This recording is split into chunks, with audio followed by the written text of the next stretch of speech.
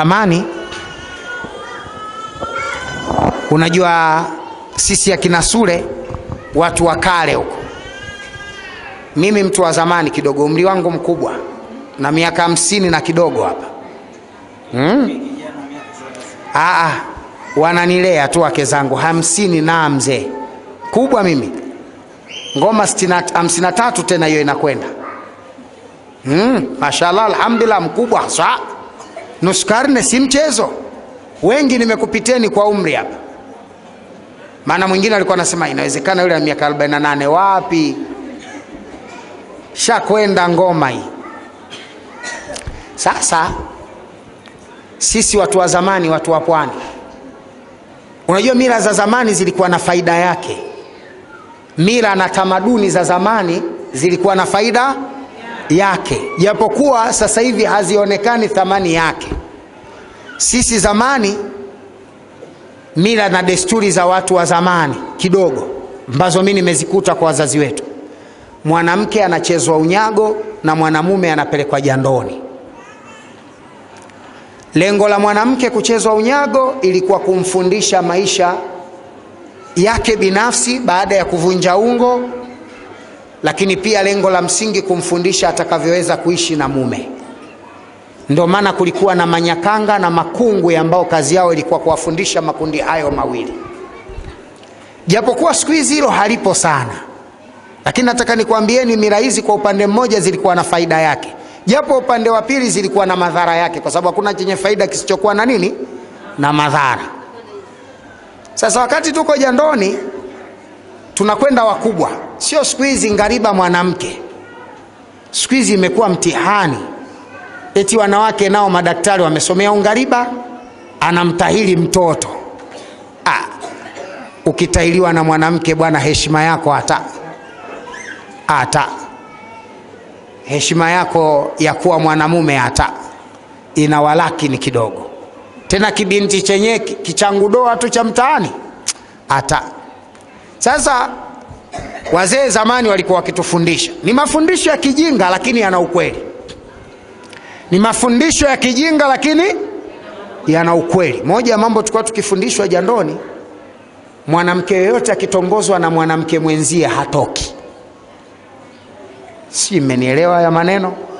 Yaani kule jandoni tulikuwa tukifundishwa, mwanamke ukimtaka alafu ukamtumia mwanamke mwenzie, yani kumpata ni rahisi.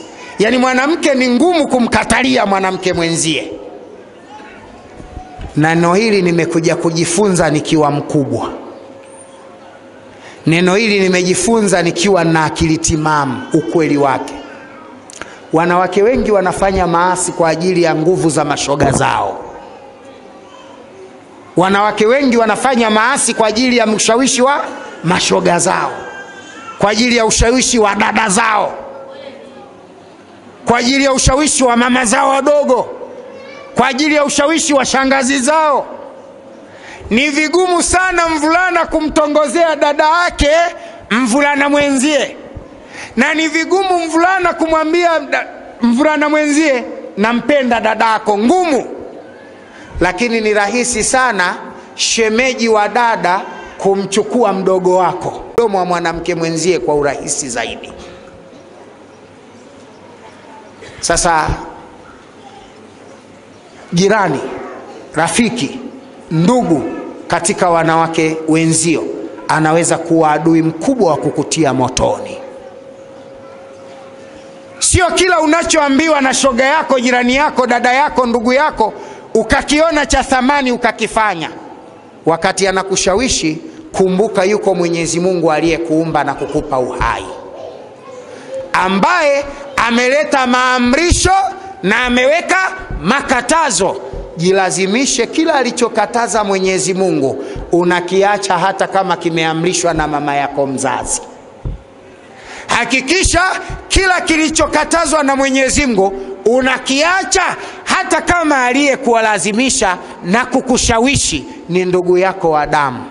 Hakikisha kila alichoamrisha Mwenyezi Mungu unakifanya, hata kama unashughulishwa na ndugu yako wa karibu.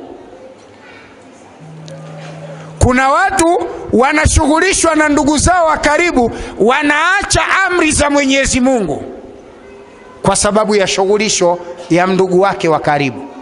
Ndugu yako anaweza kukupa kazi ya kuuza duka, anaweza kukupa kazi ya usafi nyumbani, anaweza kukupa kazi ya kufua, anaweza kukupa kazi ya biashara, lakini akakwambia muda wa swala ukisimama kuswali, anakwambia na wewe bwana, muda wa swala wateja wanakuja, kama unataka kuswali kaa nyumbani. Mimi siwezi kukaa na mtu anayetaka kuswali, mtu anayetaka ibada, mtu anayesimama usiku akaja kazini anasinzia, anashindwa kufanya kazi zangu.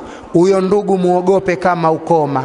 Achana na biashara zake, achana na kazi yake, achana na shughuli zake, amua kurudi kwa Mwenyezi Mungu. Mungu atakupa kazi bora kuliko kazi ya huyo unayemtegemea, kwa sababu huyo unayemtegemea atakusalitisha na Mwenyezi Mungu. Baada ya miezi 6 atakata roho, ndugu zake na watoto wake watachukua hizo mali, na wewe hilo eneo utatolewa. Kwa Mungu umejisaliti, umekosa, na duniani Mungu kamchukua kiumbe pa kusimamia na pa kupashika huna. Unadhani utakuwa mgeni wa nani? Sababu ukimtegemea kiumbe, Mungu anaweza kumuondoa kwake, ushaasi, umekosa, kiumbe kamuondoa, umekosa, unakuwa mgeni wa nani? Lolote unaloamrishwa na ndugu zako katika yale unayotakiwa kuyafanya ili uyaache, hakikisha hufanyi hivyo. Hakikisha hufanyi hivyo. Mbembeleze Mwenyezi Mungu Subhanahu wa Ta'ala.